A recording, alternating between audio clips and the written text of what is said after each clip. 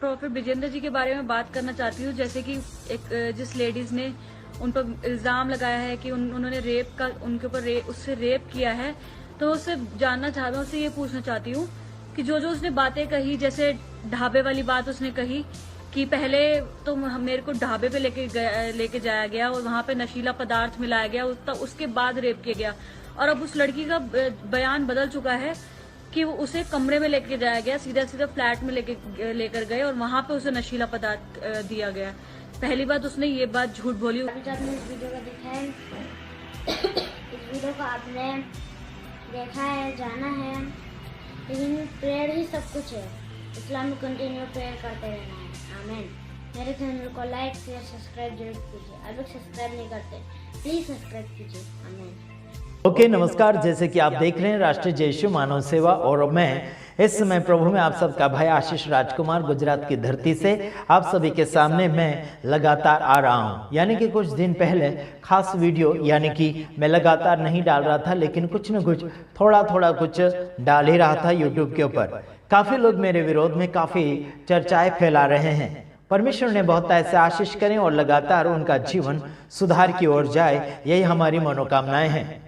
मेरा फोटो और मेरा वीडियो कट करके काफ़ी यूट्यूबर लोग इस्तेमाल कर रहे हैं। अच्छाई के लिए इस्तेमाल कर रहे हैं, वो अच्छी बात है, लेकिन बुराई के लिए इस्तेमाल कर रहे हैं, वो उनके लिए हानिकारक हो चुका है। मेरे तमाम भाइयों बहनों, मैं ना ही तो स्ट्राइक देता हूं और ना ही कॉपीराइट, इसलिए कहता हूं कि मेरा पूरा वीडियो आप YouTube के ऊपर इस्तेमाल कर सकते हैं, चाहे वो आप मेरे पक्ष में बोलो या फिर मेरे विरोध में बोलो, लेकिन पूरा वीडियो आप डालकर लोगों को समझा सकते हैं। क्योंकि लोग छोटा छोटा क्लिप लेकर लोगों को गुमराह करना चाहते हैं, हमसे अलग करना चाहते हैं। कोई बात नहीं। काफ़ी लोगों ने कहा कि पास्टर बजेंद्र सिंह का आशीष राजकुमार पहले विरोधी था और अभी पक्ष में बोल रहा है। कारण क्या है? यानी कि सब्सक्राइबर बढ़ाने के लिए या फिर डॉलर बढ़ाने के लिए ऐसा कुछ कर रहा है। ऐसे करके काफ़ी लोगों ने मेरे विरोध में वीडियो बनाए हैं।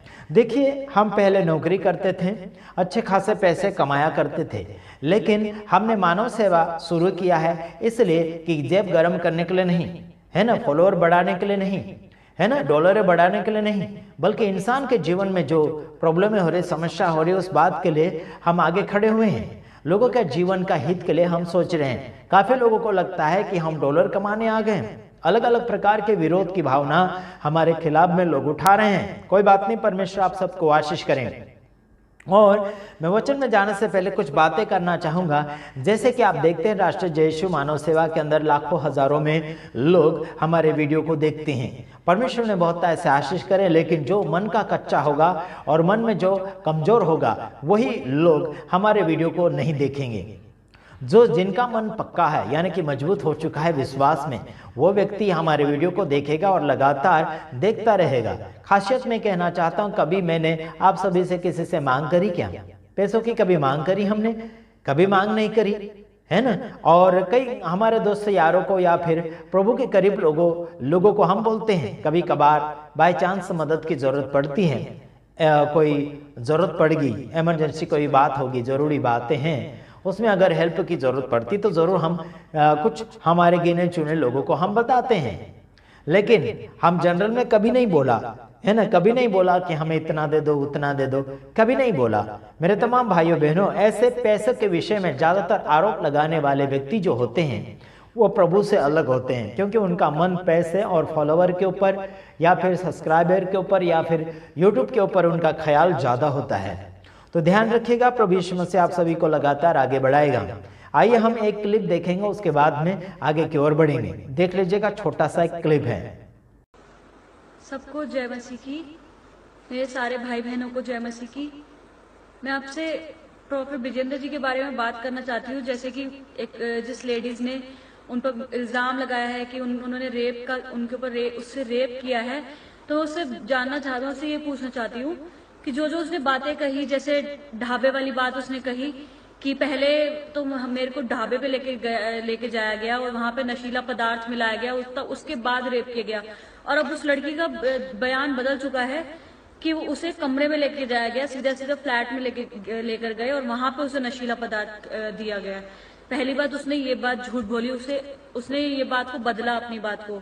दूसरी बात, जो उनके एडवोकेट ने बात करी है कि फोटो जैसे कि उनके दरवाजे पे लगी हुई थी, प्रॉफिट जी की फोटो लगी हुई है।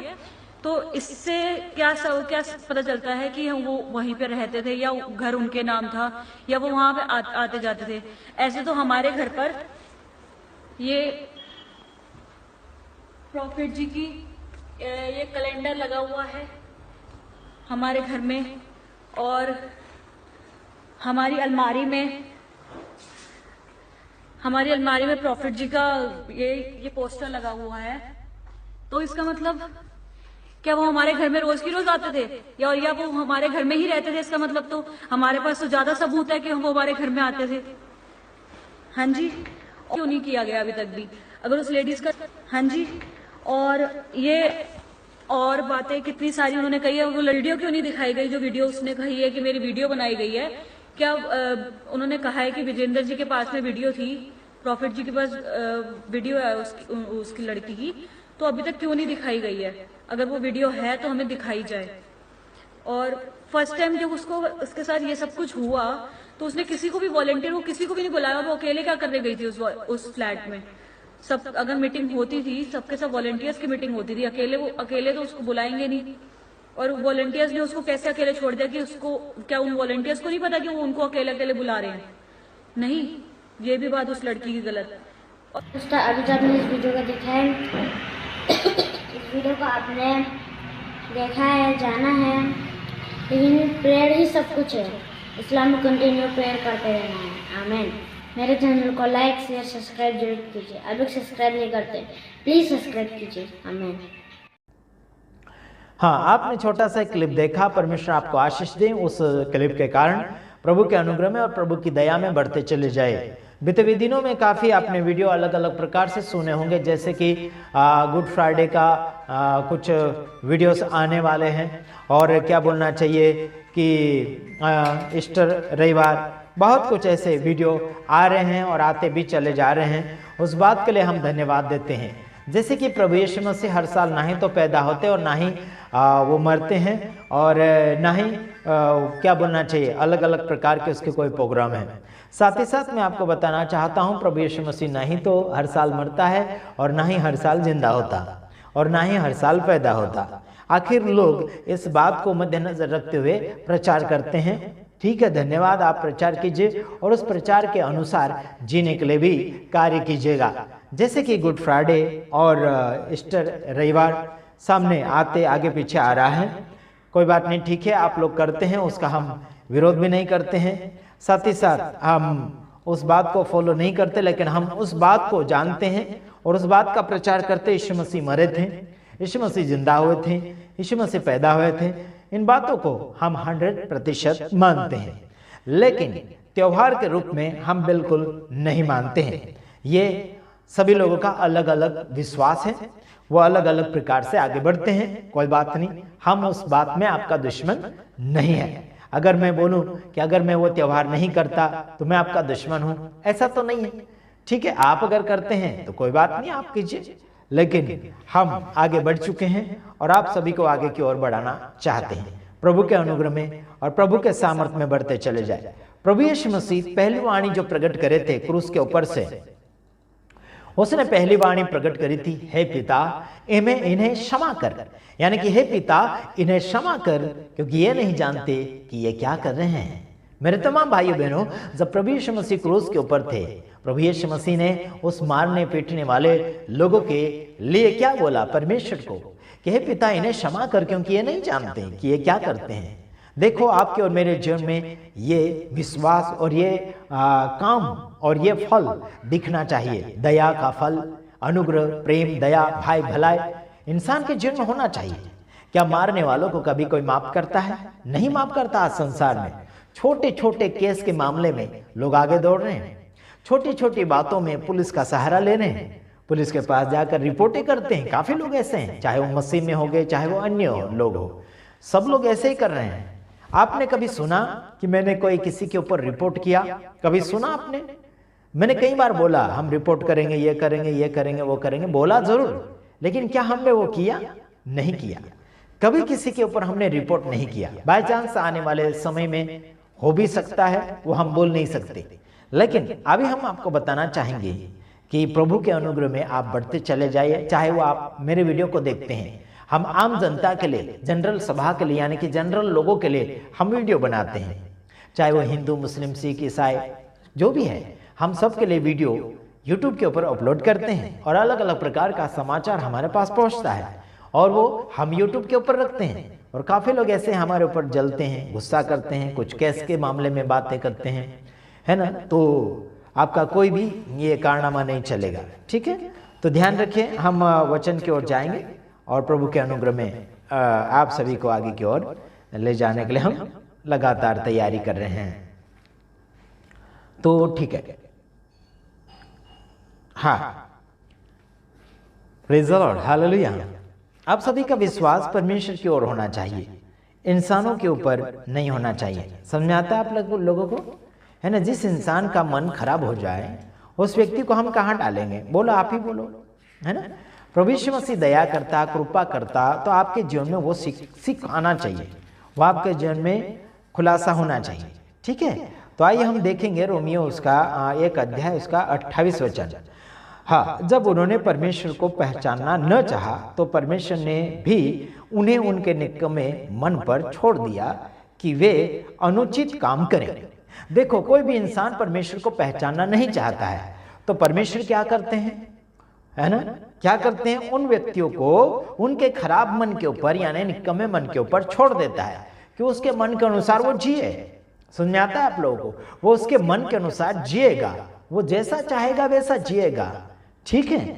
या निकम्मे मन के, अगर निकम्मे मन के ऊपर अगर इंसान को छोड़ दे तो इंसान क्या करेगा? निकम्मा बनेगा, खराब बनेगा, झूठ बोलेगा, पाप करेगा, दूसरों को फंसाएगा, है ना। तेरे मेरे कारनामे इधर उधर लेते चले आएंगे, है ना।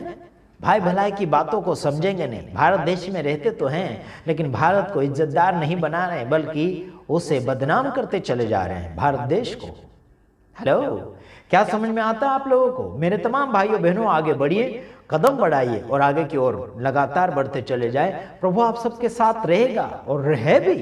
लेकिन लोग परमेश्वर को अलग अलग हिस्सों में बांट रहे हैं, अलग अलग जाति और धर्मों में बांट रहे हैं, परमेश्वर को अलग अलग नाम दे रहे हैं। मेरे यारों, परमेश्वर एक ही है जिसका नाम है यहोवा परमेश्वर यीशु मसीह। सारी सृष्टि को मालिक, यानी कि सारी सृष्टि का मालिक वो है यीशु मसीह, परमेश्वर। आइए हम देखते हैं, निकम्मे मन के ऊपर अगर परमेश्वर लोगों को छोड़ता है तो क्या होता है। इसलिए कि वे सब प्रकार के अधर्म और दुष्टता और लोभ और बैरभाव से भर गए और डाह और हत्या और झगड़े और छल और ईर्ष्या से भरपूर हो गए और लुच, यानी कि चुगलखोर। देखो 30 वचन में, बदनाम करने वाले, परमेश्वर से घृणा करने वाले, दूसरों का अनादर करने वाले, अभिमानी, डींग मार,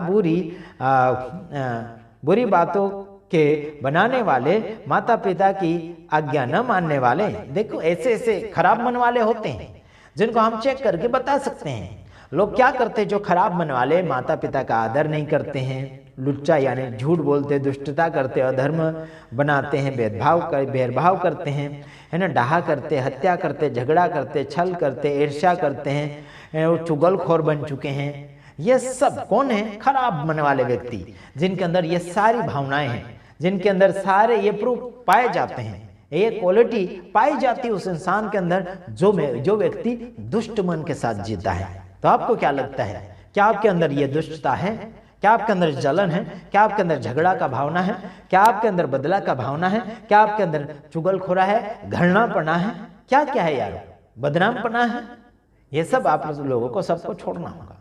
तो बस इतना ही, दूसरे वीडियो में आएंगे, तब तक ले मुबारक प्रभु के नाम में एक बार फिर से आप सभी को स्वागत है आर्मी जीसस फैमिली चैनल की तरफ से। और एक और नया खुलासा किया गया है और बताया गया है कि आशीष भाई ने कि किस तरह परमेश्वर उन्हें प्रेम करना चाहिए। हालेलुया। मैं एक वचन पढ़ना चाहूंगा, लूका की किताब 23:34 में लिखा है, तब यीशु ने कहा, हे पिता, इन्हें क्षमा कर, क्योंकि ये नहीं जानते क्या कर रहे हैं। हालेलुया। मेरे प्रियो, आज हम जो हालात को देख रहे हैं, जो परिस्थिति को देख रहे हैं, प्रॉफिट बजेंद्र सिंह को लेकर बहुत सारे लोग उल्टी सीधी बातें बोल रहे हैं, लेकिन उनके अंदर परमेश्वर का प्रेम नहीं है, उनके अंदर परमेश्वर के प्रेम करने वाली आत्मा नहीं है। इसलिए मेरे प्रियो, यीशु ने फिर भी कहा, हे पिता इन्हें क्षमा कर, क्योंकि ये नहीं जानते। तो मेरे प्रिय, आज हमें प्रभु यीशु मसीह चाहते हैं कि हम सब लोग प्यार करें, प्रभु यीशु मसीह के लोगों से प्रेम करें। हालेलुया। क्योंकि प्रभु ने क्षमा करने को कहा है। हमें तो कितना भी बड़ा दुश्मन हो, हमें उसको क्षमा करना चाहिए, क्योंकि यीशु ने इतने बड़े लोगों को क्षमा किया, तो क्या हम लोग क्षमा नहीं कर सकते? हालेलुया। एक वचन हम पढ़ेंगे, मत्ती की किताब 5:44 में लिखा है, मैं तुमसे कहता हूं कि अपने बैरियों से प्रेम रखो और अपने सताने वालों के लिए प्रार्थना करो। हालेलुया। आज मेरे प्रियो, हम उनके लिए प्रार्थना कर सकते हैं, हम उनके लिए शांति की बातें मांग सकते हैं कि जो प्रॉफिट बजेंद्र सिंह को लेकर बुराइयां कर रहे हैं, प्रभु यीशु मसीह उन्हें आशीष दे और उन्हें ज्ञान का आत्मा दे, उन्हें प्रेम का आत्मा दे। हालेलुया। आइए हम प्रार्थना करते हैं। प्यारे पिता परमेश्वर, मैं प्रार्थना करता हूँ आज जितने लोगों ने प्रभु इस वीडियो को देख रहे हैं, प्रभु यीशु मसीह जितने लोग प्रॉफिट बजेंद्र सिंह को लेकर बुराइयां कर रहे हैं, प्रभु यीशु मसीह उनके अंदर एक प्रेम का आत्मा दे, एक धीरज का आत्मा दे, ताकि खुदा वो एक दूसरे के लिए प्रेम करने वाले बने, एक दूसरे के लिए भलाई का काम करने वाले बने, एक दूसरे के लिए आशीष का कारण बने। प्रभु यीशु के नाम से पिता, इनको ब्लेस कर, इन्हें आशीष दे। धन्यवाद देते हैं प्रभु हमारी प्रार्थना सुनने के लिए। प्रार्थना प्रभु यीशु मसीह के नाम में, आमीन। परमेश्वर आप सबको आशीष दे। सबको जय मसीह।